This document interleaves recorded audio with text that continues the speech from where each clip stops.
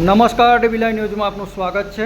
સમગ્ર ઘોઘંબા તાલુકાની અંદર છેલ્લા કેટલાય વખતથી વરસાદનું વાતાવરણ છે અને એમાં પણ આજે બપોરે 12 વાગ્યા પછી સમગ્ર તાલુકાના વિસ્તારોની અંદર વરસાદે ધબધબાટી બોલાવી છે અને મુશળધાર વરસાદ વરસી રહ્યો છે। ત્યારે ઘોઘંબા તાલુકાના ચેલાવાડા ગામના ગાણી ફળિયા એટલે કે યુસુફ ફળિયા વિસ્તારની અંદર સર્વે નંબર 35 અને 16ની અંદર ગામના એક ઈસમ દ્વારા બાંધકામ કરવામાં આવી દેતા કોતર ઉપર આ બાંધકામ કરી દેવાતા કોતર ઉપરનો પાણીનો રસ્તો રોકાઈ ગયો છે, જેના કારણે ગામની પ્રાથમિક શાળા એટલે કે યુસુફ ફળિયા ગાણી ફળિયા વર્ગની પ્રાથમિક શાળાની અંદર વરસાદનું પાણી ભરાઈ ગયું છે અને ઢીચણસમાં પાણી સ્કૂલની અંદર ગુજરાતી પ્રાથમિક શાળામાં ભરાઈ ગયા છે।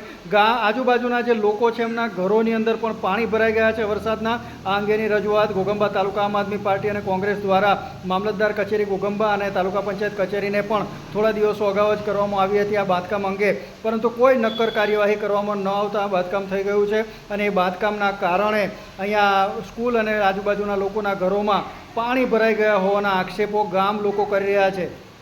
ઘોઘંબા તાલુકાના ચેલાવાડા ગામની અંદર પ્રાથમિક શાળાના કમ્પાઉન્ડની અંદર આપણે જોઈએ તો પ્રાથમિક શાળાના કેમ્પસની અંદર 1.5 થી 2 ફૂટ જેટલું પાણી ભરાઈ ગયું છે અને બાળકોને સ્કૂલમાં ભણવા કેવી રીતે જવું એ બહુ મોટો પ્રશ્ન છે। આવા સંજોગોની અંદર વરસાદ ધોધમાર ચાલુ છે અને ગાજવીજ સાથે પવનના સુસવાટા સાથે વરસાદ છે, ત્યારે આજુબાજુના ઘરોની અંદર પણ પાણી ભરાઈ ગયું છે અને હજી પણ વરસાદ ચાલુ છે।